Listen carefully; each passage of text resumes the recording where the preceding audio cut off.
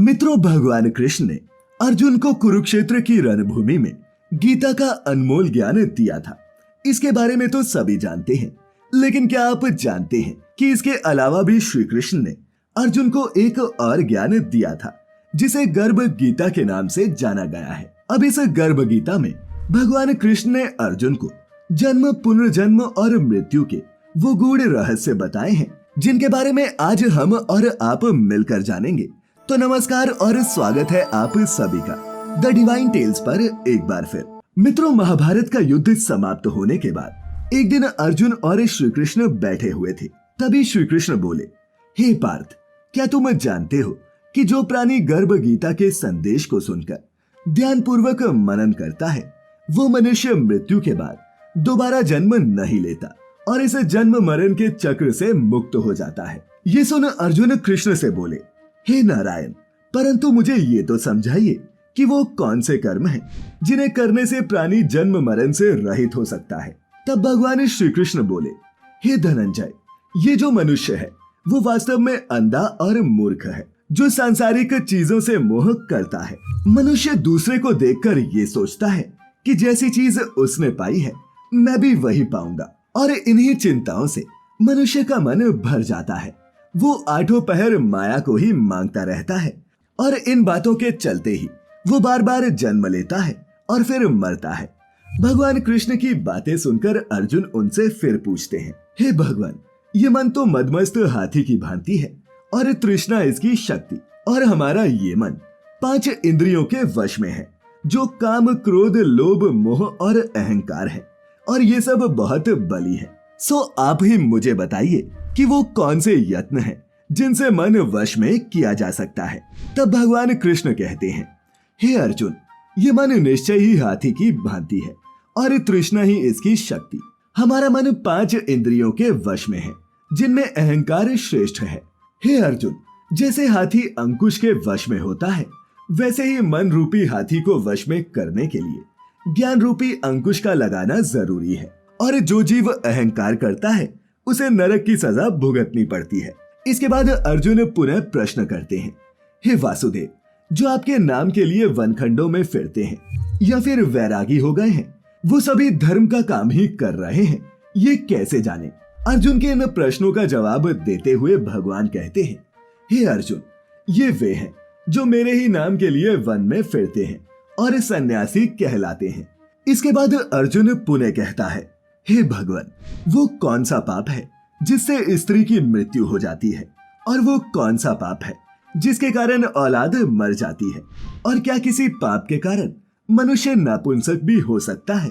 तब श्री कृष्ण उत्तर देते हैं, जो किसी से कर्ज लेता है और उसे लौटाता नहीं, उसकी औरत मर जाती है, और जो किसी की अमानत रखी हुई वस्तु को पचा जाता है, उसके पुत्र मर जाते हैं, और जो किसी को कहे कि तुम जब चाहो उस समय मैं तुम्हारा कोई भी काम कर दूंगा, लेकिन समय आने पर उसकी सहायता नहीं करता, इस पाप को करने वाला मनुष्य नपुंसक होता है, और ये बहुत बड़े पाप हैं।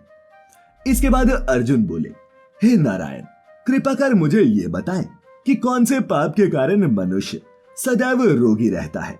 किस पाप को करने से गधे या फिर बिल्ली की योनि में जन्म होता है? तब श्री कृष्ण अर्जुन से कहते हैं, हे अर्जुन, जो भी मनुष्य कन्यादान करते हैं और इस दान में मूल्य लेते हैं, वो दोषी हैं। वे मनुष्य सदा रोगी रहते हैं। और जो औरतें रसोई बनाकर पहले खुद भोजन करती हैं और फिर बाद में अपने पति को खाना देती हैं, वो अगले जन्म में बिल्ली के रूप में जन्म पाती हैं। वहीं जो मनुष्य झूठी वस्तुओं को दान में देते हैं, उनको अगले जन्म में गुलामी करनी पड़ती है।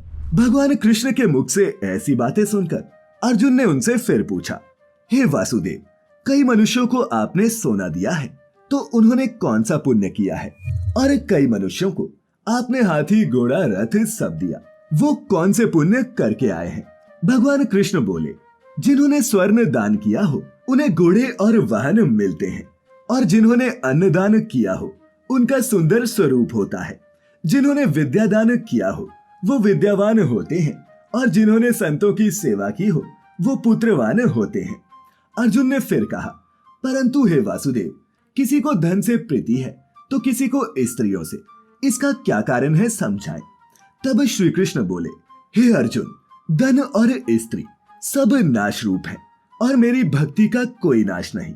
इसीलिए मनुष्यों को चाहिए कि वो इन सभी विकारों से छूटकर मुझसे प्रेम करें। भगवान कृष्ण की ये बातें सुनकर अर्जुन ने पुनः पूछा, हे भगवान, अब मुझे ये बताएं कि राजपाट क्या कर्म करने से मिलता है और विद्या कौन से कर्मों से मिलती है। भगवान कृष्ण बोले, जो प्राणी काशी में निष्काम भक्ति से तप करते हुए अपना देह त्यागता है वो अगले जन्म में राजा बनता है, और जो गुरु की सेवा करता है वो विद्यावान। इसके अलावा अर्जुन ने फिर पूछा, हे वासुदेव, किसी को धन अचानक बिना परिश्रम से मिलता है, उन्होंने कौन सा पुण्य कर्म किया होता है।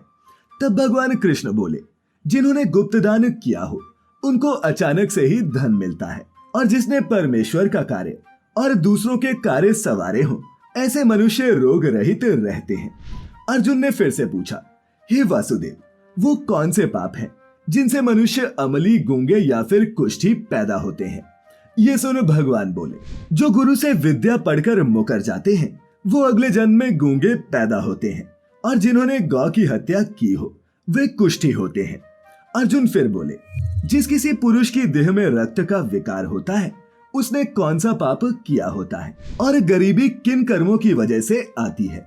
भगवान कृष्ण बोले, हे अर्जुन, जो सदा क्रोधवान रहते हैं उन्हें रक्त के विकार होते हैं, जो मलिन रहते हैं वो दरिद्र रहते हैं, और जो कुकर्मी ब्राह्मण को दान देते हैं उनको खंडवायु होती है, जो पराई स्त्री को बिना कपड़ों के देखते हैं, गुरु की पत्नी को कुदृष्टि से देखते हैं वो अंधे पैदा होते हैं, और जिसने गुरु और ब्राह्मण को लात मारी हो वो लंगड़ा व पंगु होता है, और जो औरत अपने पति को छोड़कर पराये पुरुषों से संबंध बनाती हो वो बाल विधवा हो जाती है।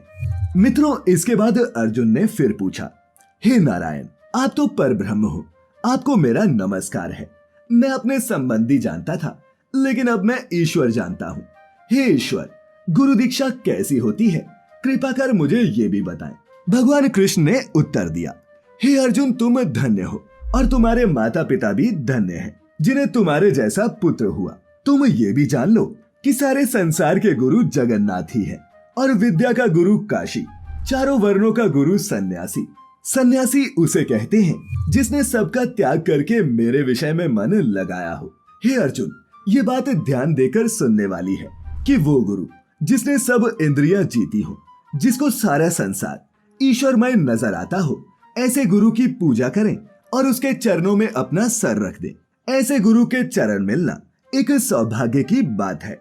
हे अर्जुन, जो गुरु का भक्त होता है और जो प्राणी गुरु के सम्मुख होकर भजन करते हैं उनका भजन करना सफल है। गुरु से विमुख प्राणी दर्शन करने योग्य नहीं होते, और जो गृहस्थी संसार में गुरु के बिना है वो एक चांडाल के समान है। जिस तरह मदिरा के भंडार में जो गंगा जल है वो अपवित्र है, उसी तरह गुरु से विमुख व्यक्ति का